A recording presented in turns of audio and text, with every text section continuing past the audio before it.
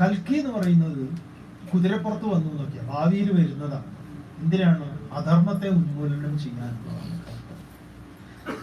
എവിടെയാണ് ഈ അധർമ്മം ഉണ്ടാകുന്നത്?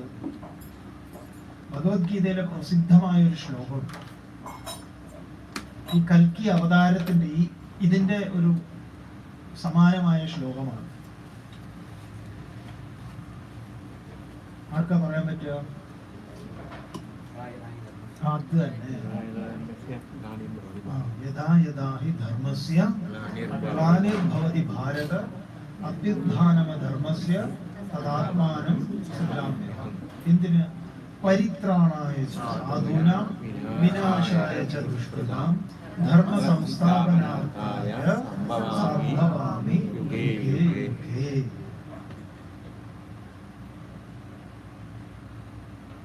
വളരെ ഗംഭീരമാണ് ശ്ലോകം.